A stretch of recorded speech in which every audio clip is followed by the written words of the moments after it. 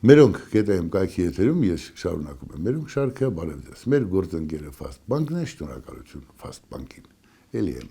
Ես սիրում եմ երբեմն բանաստեղծական հանգերով ասել, բամբասում են ինչ շշուկով, չար շշուկով անանց, իբր կանանց շատ եմ սիրում, ով չի սիրում կանանց։ Այս դեպքում բամբասանքները այլ են, թե մենք քեզանից բան չհասկացանք, ինչու չես կողմնորոշվում։ Դու իշխանության մարդն ես, թե չգիտեմ, ընդդիմության։ Ես Սիրանուշի մարդն եմ, այդ մեկը։ Երկրորդը, ինչ է նշանակում իշխանության կամ ընդդիմության պատկան լինել։ Նշանակում է կորցնել ճշմարտություն ասելու քո հնարավորությունը եւ պարզապես կուրորեն մոլագարի նման գովել սրան կամ նրան։ Չկա այդպիսի բան։ Այնտեղ որտեղ կան սխալներ, այդ մասին բարձրաձայնելը լրագրողի պարտականությունն է։ Մի քիչ ինքս ինձ կոչում եմ տվել, ասում եմ մեկ-մեկ վերլուծաբան եմ կամ քաղաքական մեկնաբան եմ, այդպես ես կարծում եմ դա իմ առաքելությունն է եւ անում եմ այն, ինչ հարմար եմ գտնում։ Այնպես որ այդ չարախոսություններից այդպես էլ բան չհասկացա։ Մեկ-մեկ լացս գալիս է։ Հիմա եթե ընդդիմություն կոչվածը կազմված է նախկինների հանցախմբերից, նրանց թիկունքում, չգիտեմ, Սերժիկները, Ռոբիկները, Դաշնակ պարագլուխները, այն մարդիկ, ովքեր երկրի ուժերը թուլացրեցին, նրանք են։ Ես ասում եմ, որ դուք ստոր արարածներ եք, ինձ ասում են դրան ժամանակն անցել է։ Դրան ժամանակն անցել է, բայց արդյունքը կա։ Իդեպ ասեմ, Գերմանիայում, երբ խորհրդային միությունը հաղթեց, մի ներքին հրահանգով ռուս զինվորները 14 տարեկան աղջիկներից սկսած բոլորին բռնաբարեցին։ Եվ գերմանացիները համատարած 9 ամիս հետո կամ մի քանի ամիս հետո սուս ու փուս, այսպես ասած, աբորտ արեցին, որպեսզի այդ պիղծ երեխեքը չծնվեն։ Պատկերացնում եք գերմանացի ժողովուրդը ինչ լուր որոշմամբ ինչպես առաջ գնաց, որ այդ սերունդը, որ դրանցից ոչ մի աղբ հանկարծ չծնվի, իրենց բռնաբարողից կապ չունի, այնտեղ մեր պապերն էին, ձեր պապերն էին, էական չի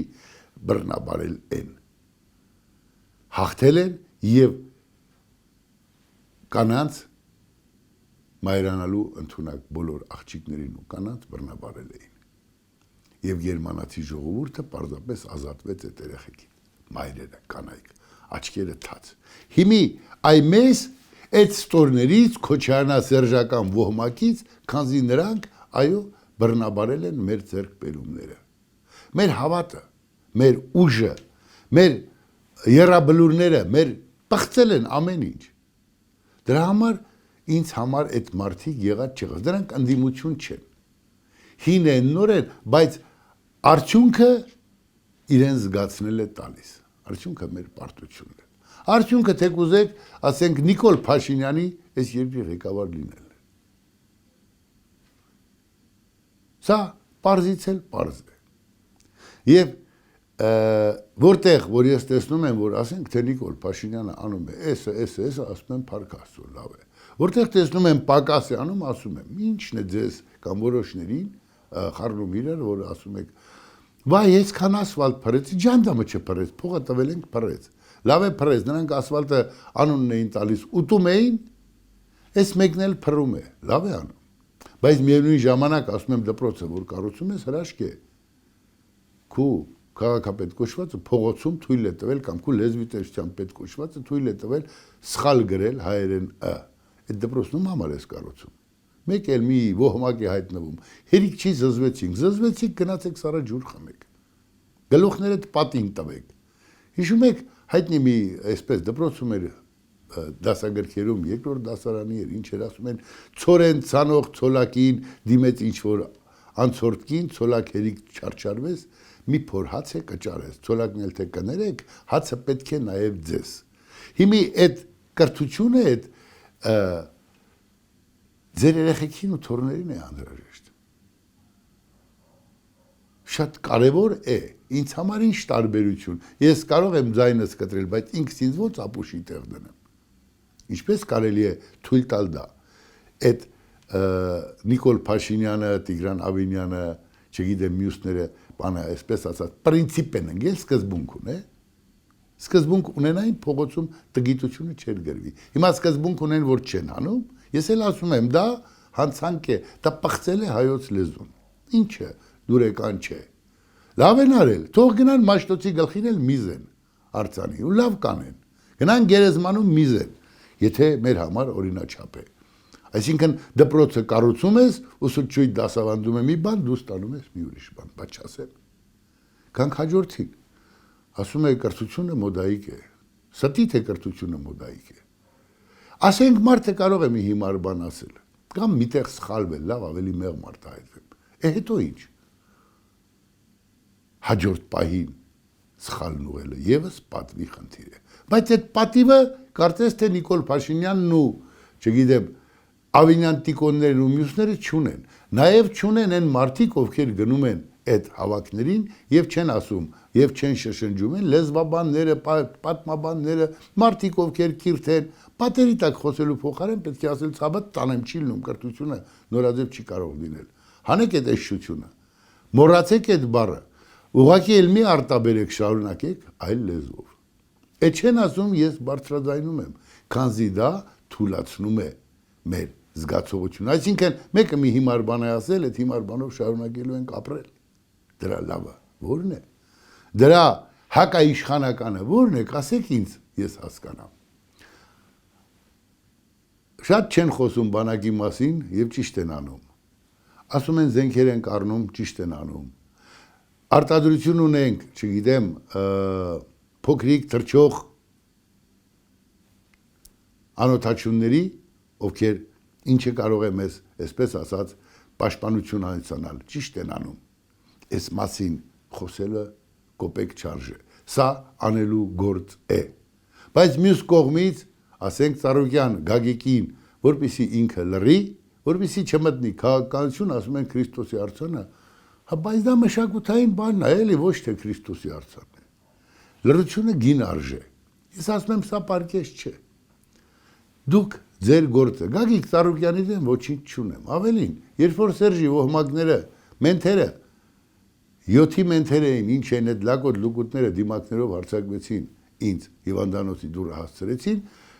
մի անտեսանելի բանով Գագիկ Ծառուկյանը Էրեբունի հիվանդանոցի վճարումներն արեց, որ ես այդ օրերը այդ հսկողության տակ ապրեմ։ Տեսել եմ, ասել շնորհակալ եմ։ Ինչու են հարձակվել, ազատամարտիկների դաշինք էին կազմել, ես դաշինքի, այսպես ասած, լրատվականի SN-ի պատասխանատուն էի, իսկ Լևոն Տեր-Պետրոսյանը Գագիկ Ծառուկյանի հետ փորձում էր կամ պայքարում էր Սերժենց ու Ռոբենց իշխանության դեմ։ Բայց եթե Քրիստոսի արձանը կուրք է, ասում եմ մի արեք կուրք, դրանով դա ճիշտ չէ, էդ էլ եմ ասում, կնեղանան, չեն նեղանա, իրենց խնդիրն է։ Հիմի հաճոյանան, որ Գագոն իմ հիվանդանալու փողը տվել է հիվանդանոցի։ Լավ է արել, շնորհակալ եմ։ Բայց դա իմաստազուրկ է։ Անում են, Արամ Զավենի Սարգսյանն էլ երեք խոսել, ասում էր, ես էլ եմ գալու հատիս աշխատեմ։ Վարձքտի կատար, Գագո ախպեր։ Ի կատար, լավ, Արամ Զավենի Սարգսյան, Նիկոլ Փաշինյան։ Ձեր պապի արձանը, թե դուք հայկի սերունդը չեք։ Ուր է։ Ուր է, ես եմ ասում դրա համար ձայն չեք անում։ Հայկ Նահապետի արձանը պիտի լինի Հանրապետության հրապարակում։ Հայկ Նահապետի արձանը իր պատմությամբ, իր շքեղությամբ, իր բռնապետության դեմ ուղված նետով, լարած աղեղով պիտի լինի հրապարակում։ Են գոնե դրեք, հետո Քրիստոսի արձան եք ցիցանում, ինչ եք անում, լավ եք անում։ Մեկը ասում է գրագից ինչ ես խոսում, ասում ես ցից եք անում։ Դա ցիցանել է, քանզի Քրիստոսն ինքը դեմ է եղել, որ կուրք սարքել իրարից։ Ձեր գործն է, ձեր խնդիրն է։ Ասեմ, ես գնացել եմ Երուսաղեմ, ինձ թվում էր ես ամեն ինչից կարող եմ խոսել։ Գիտեի քրիստոնեության պատմությունը, գիտեի եւ այլն, բայց գնացի սրբավայրեր ու լեզուս կարկամեց։ Այնքան ահռելի հավատ կար, միլիարդավոր մարդկանց հավատ կար։ Թե Բեթխեհևում, որտեղ ծնվել էր Տերը, եւ թե Հարության տաճարում, որտեղ այդ Գողգոթա իր չարչարանած ճանապարհն անցավ, խաչեցին։ Խնդրեցի սրբազաններին այնտեղ Երուսաղեմում ասի կլինի գիշերը մնամ Հարության տաճարում։ Ինձ համար չեմ կարողանում, ինձ թվում է ինչ ասում եմ անիմաստ է։ Եվ կես գիշերին ինձ աբեղաներից մեկը մոտեցավ, թե պարոն Սուրեն Սրբազանը ձեզ կանչում է, գնացի տիրոջ գերեզմանի մուտքի մոտ, Սրբազանը ինձ էր սպասում, մտանք ներս։ Ինձ համար ես այսպես ասած խաչը կոթով կուլ տվողներից չեմ, բայց ամեն մարդու Աստված իր խիղճն է, այն մաքրությունը, որով սեփական օրինակով ապրեց Քրիստոսը։ Մտանք ներս, ասաց որոշել ենք, որ այսօրվա տիրոջ գերեզմանի կանթեղը դու վառես, ասացի ես դրա իրավունքը ունեմ, ես ով եմ։ Ամբողջ ձեռքը ոտս դողում էր, վառվեց։ Ուզում եմ ասեմ, այնպես չի, որ Աստված իմ գլխին խռով է կացել։ Բայց այն ինչ չի կարելի, ես ասում եմ չի կարելի։ Մի ասեք Քրիստոս ուշքներդ գնա։ Այդպես չի լինում։ Ձեր ներսում Քրիստոս չունեք, խիղճ չունեք, մարդկանց տրորում եք, ոտի տակ տալիս, ձեր շահերի համար ու գոռում Քրիստոս։ Եղավ այդպես։ Չբարձրաձայնենք այս մասին։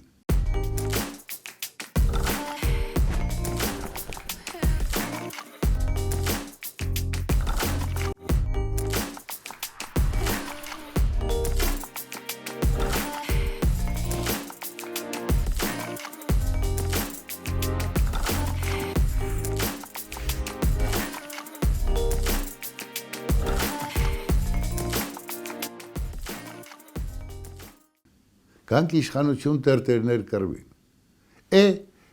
Պատկերացնում եք մի կողմը պաշտպանում է Գարեգին, բային կամ կտրիչ անտերին, մյուս կողմը Նիկոլին, Արիուս Նիկոլին, գրողը տանի։ Երկու կողմն էլ պիղծ են, երկու կողմն էլ սխալ քայլեր են անում։ Նիկոլ Փաշինյանը պարտավոր էր որպես այս երկրի ղեկավար շատ լուր անցկացնել դա, այս աղմուկը չհանել։ Ուղղակի պարտավոր էր, դա նրա պարտականությունն էր։ Շատ վատ արեց, որ այսպես արեց, որ աշխարհով մեկ արեց։ Կտրիչի քաշն ինչ է։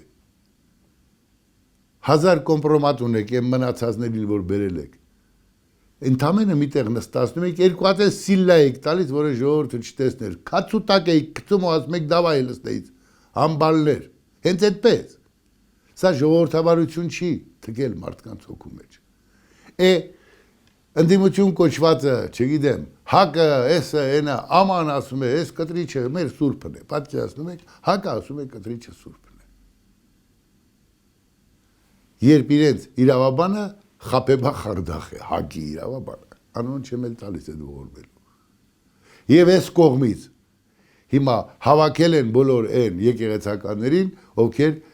իշխանական կողմնակից են, Բենթլի Կճոյանին, Էսինենին, այդ սրբազանների մեջ այն օրը նախորդ անգամ ասացի, այնքան մարդ կա, որ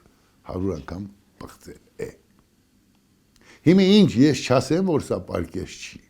որ այս մթնոլորտը, այս գավառական գեղչուկի մթնոլորտը, որ տարածում եք Հայաստանով մեկ, ուր է տանելու մեզ, որ պտտվելու է հետ գա եւ ասենք թե կազմակերպողների ճակատին դիպչի, այդ ոչինչ մեր ճակատին է դիպչելու, հայ հանրության, հասարակության, ընկալումի, բոլոր նրանք, ովքեր պղծել են երկիրը, դեռ հանգիստ պտտվում են,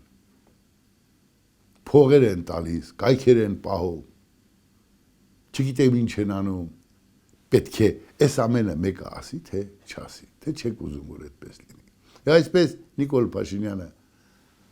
մինչև ընտրությունները, մինչև Քրիստոսի արձանը ցիցանելը պարտավոր է մեր պապի արձանը տնել, մեր պապի արձանը մեծարել, որ մենք մեր արմատը, իսկ մենք մեր արմատը թողած հասկացանք, դուք խիղճ չունեք, ձեր պապը միտեղ ծառերի տակ գցած է իր արձանով բովանդակությամբ, ով է խոսում այդ մասին, որ մաքրության մասին պիտի խոսենք, ուր է տանելու մեզ ուխտին նստած կուզեկուզ անելը։ Այս երևույթներն են, որի մասին ես բարբերաբար բարձրաձայնում եմ եւ բնականաբար պիտի բարձրաձայնեմ։ Ինձ դուր չի գալիս մի կեղտը մյուսով փոխարինելու սկզբունքը, կամ մի կեղտի միջոցով ես վիրավորված եմ զգում, դա բարոյական չի, պարկես չէ։ Մեր Պապերից խոսեցինք, Սասունցի Դավիթը եւ Մեհերը երբ հանդիպում են, իսկ Դավիթը երբ Մեհերը պիտի ծնվեր, իր, այսպես ասած, ապարանջանն է տալիս կնոջը, խանդուտ խաթունին ասում է, որ Մեհերս մեծանա, այդ կդնես իր աջ թևին կամ ձախ, ես դրանով կճանաչեմ իմ տղային ու գնում է պատերազմի։ Տարիներ անց Մեհերը մեծանում է, իրեր չեն ճանաչում։ Մի փոքրիկ կամրջի համար Դավիթն ու Մեհերը գոտեմարտում են։ Մեհերը Դավթի զարմեն է, ուժեղ է լինում ու երիտասարդ։ Երբ Դավթին ծնկում է, Դավիթ ասում է խոսք չունեմ, լավ, կտրիչիս։ Բայց իմ վիզը վիրավորական կլինի, որ ինչ որ մի, որ ասում է ոչ մի բան կտրի։ Գոնե հերականը տասա, մերականը, թե չեք ասեմ բիջես, ընկեցիկ ես։ Ու Մեհերն ասում է իմ հերը Սասնա Դավիթն է, իմ մերը խանդուտ խաթունի ես, ազնիվ արուն ունեմ։ Ու այդտեղ էլ Դավիթը ախեքաշու որ անիծել եմ քեզ։ Այդպես մեր տխուր էպոսը, բայց մեր մեռնող պապն անգամ ուզում էր, որ իր վիզը կտրողը արժանապատվություն ունենա, մաքուր արյուն ունենա։ Հիմա մենք ինչ ուզում է անենք, եթե մենք այդ մաքրությունը չենք պահում, մեր լեզվի անաղարությունը չենք պահում, մեզ թույլ ենք տալիս, քանի որ մենք պաշտոնի ենք, մի հատ ասենք ես մոդայա ապել լավ ենք անում, հետո էլ մի նախ իրասի չա մոդան լավ բանա, մոդան լավ բանա, այսպես չի կարելի ապրել, այսպես պետություն չեն սարքում, հայոց լեզուն չեն պղծում, պապիտ արձանը չկա, Քրիստոսի արձանը բերում դնում ես, արմատ չունեցողը ում արձանն է պաշտում, ում արձանն է պաշտում արմատ չունեցողը, սեփական արմատների չխոսողը, չգնահատողը ում արձանն է պաշտում։ Այս սկզբունքները մեր երկրում խախտված են, խախտվել են թուրքաբարոնների կողմից Քոչարյանի, Սերժի, Էսիենի, չեն վերականգնվել դեռ ու կարծես հիմքերն էլ չեմ տեսնում Նիկոլ Փաշինյանի կողմից, հա, այս գնացել էր Սուրբ Սարգիս, չգիտեմ, աման, աղավնին կանգնել է վարչապետի ավտոյի մեքենայի վրա, լավ չեք ամանչում, լավ նշան է, չէ, ասում են պտտվեց եկավ ուզում էր ծրտեր Տիգրան Ավենյանի գլխին, թիկնապահները չթողեցին, եկավ կանգնեց Նիկոլ Փաշինյանի մեքենային, երևի այնտեղ ծրտեց, խաղաղության աղավնին, որովհետև էլ գիտեք, որ այդ տարածքում աղավնիները մարդկանցից չեն վախենում, փող են տալիս, այդ աղավնին թռցնում, հետո նորից հետ են գալիս։ Կուրքեր մի սարքեք, պահանջեք, այսքան արել է Նիկոլը լավ է արել, են էլ թողանի, դա իր գործն է, մենք դրա համար ենք ընտրել։ Չի անում, պետք է բարձրաձայնել, եւ բարձրաձայնողին էլ մի վայրը հաչեք, թե աման, դու ուրեմն ռոբի պիցան կերել ես։ Մի ուրիշ ավանակ էլ գրում է Լևոնի Սուրիկ, լսի այդ աղա, չգիտեմ ով ես դու, Լևոնը կերազեր, որ ես իրա Սուրիկը լինեի, այդպես ինչպես Նիկոլը կերազի, որ ես իրա Սուրիկը լինեմ, կամ որևէ մեկը։ Ես իմ հոր ու մոր Սուրիկն եմ։ Բավական է վայրը հաչեք, ավելորդ բաներ խոսեք։ Հոգնածնում է դա երբեմն։ Բայց այս մասին ինչու եմ բարձրաձայնում, որ իմանաք, շատ կարևոր է ակունքը մաքուր պահելը։ Ակունքդ մաքուր չի, ինչ ուզում ես արա։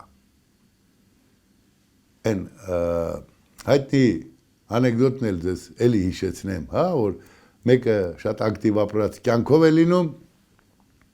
տղաները գալիս են մահվանից առաջ, ասում են պապա, ինչ ասենք, մտածում ենք գերեզմանի մի կողմը տղամարդու խորհրդանիշ նկարենք, մի կողմն էլ կնոջ։ Հայրը ասում է, պաչողը դուք եք կլելու, բալա ինչ ուզում եք դրեք այդ գերեզմանի քարին։ Հիմա ինչ էլ որ անի գործող իշխանությունը,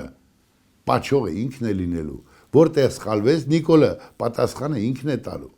Երբ ես ասում եմ իցավ սրտի։ Այ հենց այսպես, ամեն ինչ լավ է լինելու։ Ցավում եմ այս կլոունադային, որ մենք հետևում ենք, բայց դիմացեք, այս էլ կանցնի։